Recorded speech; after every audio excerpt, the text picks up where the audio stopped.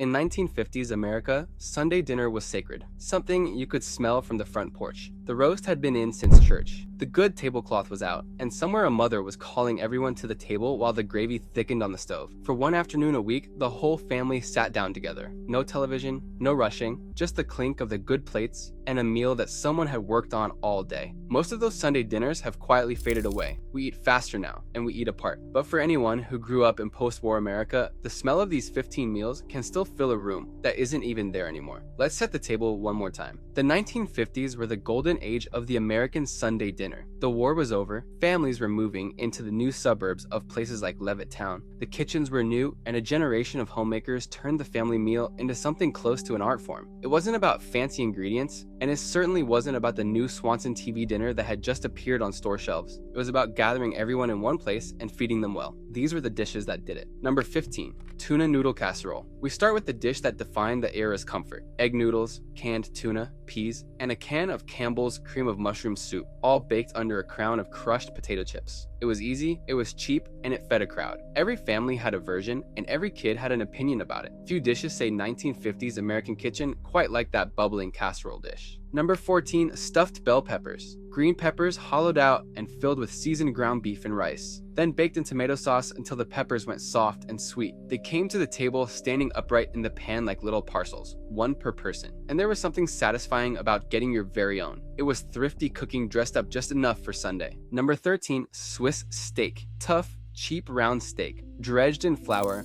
pounded thin, and braised low and slow with tomatoes and onions until a fork could cut it. The smell filled the house for hours. Swiss steak was proof that a good cook and a long afternoon could turn the humblest cut of beef into something the whole family looked forward to all week. Number 12, chicken a la king. Diced chicken in a rich cream sauce, flecked with pimento and green pepper, ladled over toast points or, on a fancier Sunday, into a delicate puff pastry shell. It felt elegant, a little bit like dining out, and mothers reached for it when company was coming. For a generation, it was the taste of a special occasion at home. Number 11, beef stroganoff. Strips of beef and mushrooms in a sour cream sauce, served over wide noodles. Stroganoff swept into American homes in the 50s and instantly became the dish you made to show you'd grown a little sophisticated. It carried a whiff of the exotic, and it turned an ordinary Sunday into something that felt worldly and modern. Number 10, Salisbury steak, a seasoned beef patty under a glossy brown mushroom gravy with mashed potatoes alongside to catch every drop. It looked and tasted like a steakhouse dinner for a fraction of the cost, which is exactly why families loved it. It was hearty, familiar, and deeply satisfying, the kind of plate that sent everyone back for seconds. Number 9, meatloaf,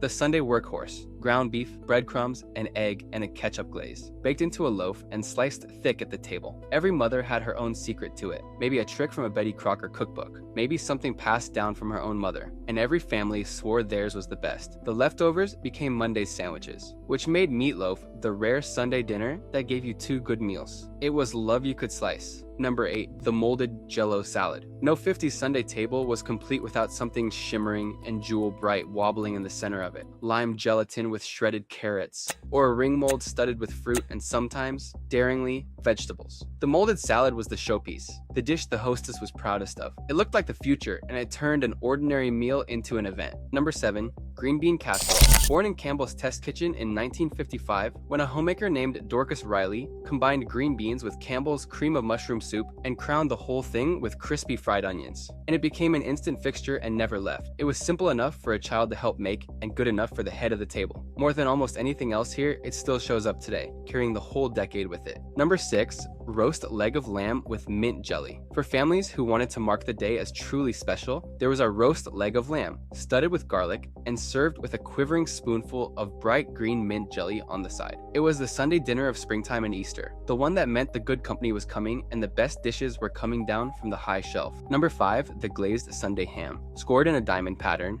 pierced with whole cloves, ringed with pineapple and maraschino cherries, and baked under a sweet brown sugar glaze until it shone. The Sunday ham was a centerpiece you could see your reflection in. It fed the family on Sunday, turned into sandwiches on Monday, and flavored a pot of beans by Wednesday. Nothing went to waste and nothing felt more festive. Number 4, Sunday fried chicken. Cut up, dredged, and fried golden in a heavy skillet of bubbling shortening, then piled high on the platter. In countless American homes, from the Midwest to the deep South. Fried chicken was Sunday itself, the smell that meant the week had turned the corner. It traveled to church picnics, it crowned the family table, and it tasted like every good Sunday a person ever had. Number 3, roast chicken with bread stuffing. A whole chicken rubbed with butter and roasted until the skin crackled, with a pan of savory bread stuffing soaking up all those drippings. The smell of it on a Sunday morning was a promise the whole family could count on. Carving it at the table was the father's job, a small ceremony, and everyone waited for their favorite piece. Number 2, pineapple upside down cake. And for dessert, the cake that turned itself over. Pineapple rings and cherries, caramelized in brown sugar at the bottom of a skillet, then flipped out warm and glistening for the whole table to admire. It was humble and showy at the same time, and a child's eyes went wide every time it appeared. For a generation, this was what the end of a perfect Sunday tasted like. And number 1, the Sunday pot roast. There could only be one at the top. A chuck roast, seared and then braised for hours with carrots, onions, and potatoes until the whole house smelled like home and the meat fell apart at the touch of a fork. The pot roast was the heart of the American Sunday dinner, the meal that simmered through church and the afternoon, and finally crowned a table surrounded by everyone you loved. It wasn't fancy. It was better than fancy.